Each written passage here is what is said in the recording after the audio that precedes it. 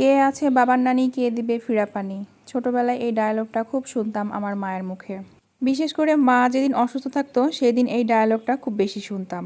তো ছোটবেলায় আমার মায়ের এই ডায়ালগের মানে আমি বুঝতাম না, কৌতূহল বশে একদিন জিজ্ঞাসা করেছিলাম, তো বলেছিল বড় হলে বুঝবি। এখন যখন বড় হয়ে গেছি মায়ের সেই কথাগুলো খুব মনে পড়ে আর চিন্তা করি কেন আমার মা এই ডায়লগগুলো দিত। যখন শরীরটা অসুস্থ থাকে তখন দুনিয়ার কোনো কিছুই ভালো লাগে না। আজকে সকাল থেকেই আমার শরীরটা খুব খারাপ লাগছিল। সকালে ঘুম থেকে উঠেছিলাম অর্ধেক মাথা ব্যথা নিয়ে, আর মাথা ব্যথা হলে সেই দিনটাই যেন মাটি হয়ে যায়। আর শরীরটা অসুস্থ থাকলে রান্না করতে তো আমার একটুকু মন চায় না, মানে রান্নাঘরে উকি দিতে ইচ্ছা করে না। আর তখনই আমার মায়ের কথা খুব মনে পড়ে যে ইসরে, মা ঠিকই বলতো, কে আছে বাবার নানি, আসলেই তো কেউ নাই।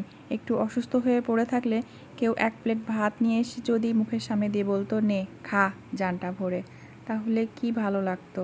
কিন্তু আফসোস, এমন দরদি এই দুনিয়াতে কেউ নাই। শরীর যতই অসুস্থ থাকুক নিজেকেই রান্না করে খেতে হবে।